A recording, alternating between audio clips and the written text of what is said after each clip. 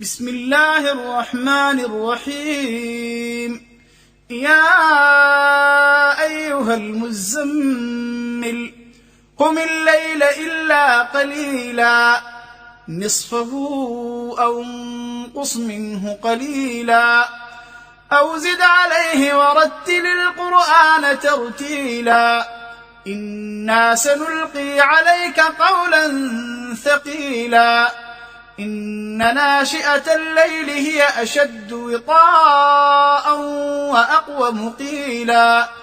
إن لك في النهار سبحا طويلا واذكر اسم ربك وتبتل إليه تبتيلا رب المشرق والمغرب لا إله إلا هو فاتخذه وكيلا واصبر على ما يقولون واهجرهم هجرا جميلا وذرني والمكذبين أولي النعمة ومهلهم قليلا إن لدينا أنكالا وجحيما وطعاما ذا غصة وعذابا أليما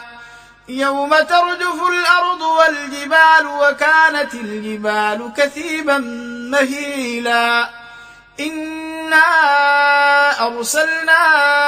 إليكم رسولا شاهدا عليكم كما أرسلنا إلى فرعون رسولا فعصى فرعون الرسول فأخذناه أخذا وبيلا فكيف تتقون إن كفرتم يوما يجعل الولدان شيبا السماء منفطر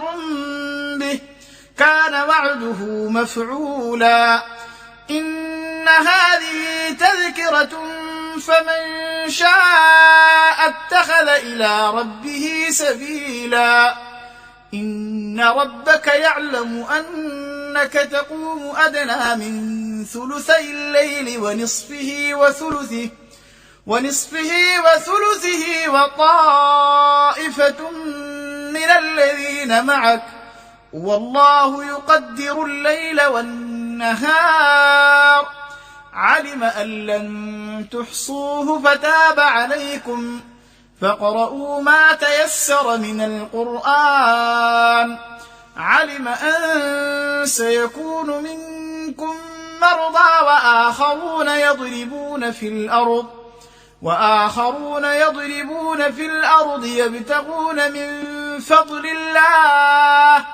وآخرون يقاتلون في سبيل الله فاقرؤوا ما تيسر منه وأقيموا الصلاة وآتوا الزكاة وأقرضوا الله قرضا حسنا وما تقدموا لأنفسكم من خير تجدوه عند الله هو خيرا وأعظم أجرا واستغفروا الله إن الله غفور رحيم.